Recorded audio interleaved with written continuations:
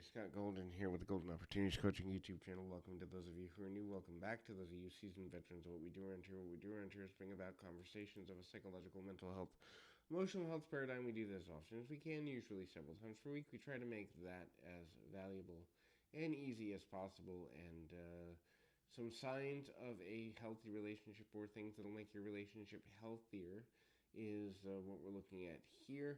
And so, if you are in a romantic relationship or trying to enter a new one and want to do better than you have in the past, these are some concepts that will lead you in that direction and hopefully be of value to you wherever we can be. So, a couple of things to think about in that direction. The first thing is you can reach out if you're looking for that help at Theo Perception on Twitter and or in the About Me section of the YouTube page. Either one will get you in contact with me or a member of my team, and we can make something happen from there.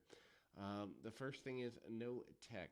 Avoid technology when you're with your significant other. Obviously, there are times when you have to, check an email or reach out to a friend or whatever have you. But when you are in a new relationship, primarily, but also even when you're with your primary partner of a longer span of time, treating that person with the honor, dignity, and respect worthy of them simply by avoiding the foolishness of being technologically dependent is important. And the reason I say it's foolishness is because, look, at the end of the day, who's on the end of your social media, who's on the end of your email, most of the time isn't going to rush to help you in a time of need, but a long-term partner or a partner who understands who you are as a person and lives their life with you day by day is more likely to do that for you. The quality of your life is the quality of your relationships broken down eventually. The next thing is kind of looking at things from a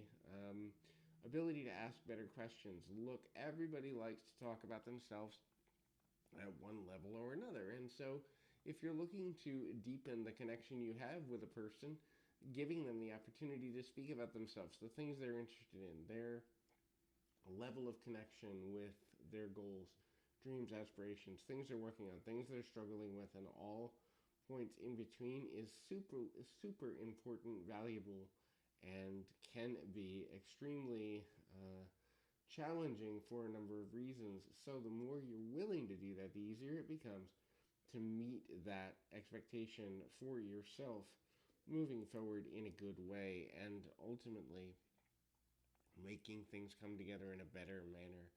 The next is make eye contact and use physical touch. Eye contact and physical touch are important because people want emotional and physical connection.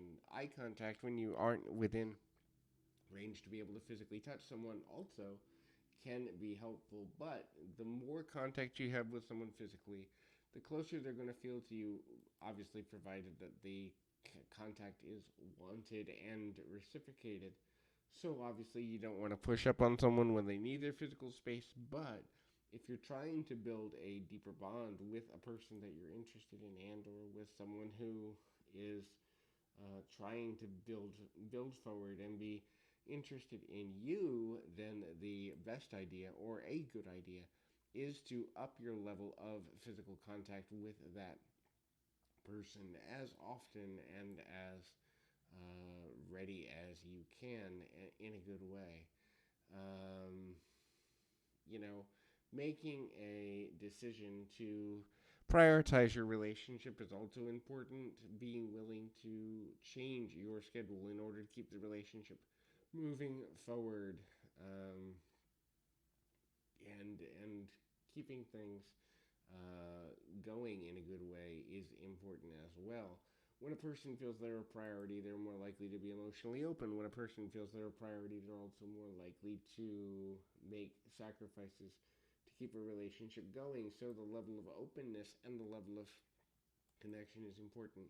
Taking time to do simple things such as have a meal or read a book together or just kind of see about ways to get into routines where you're spending at least some time together every day on purpose and deliberately making that person a priority and building teamwork as it relates to the relationship itself.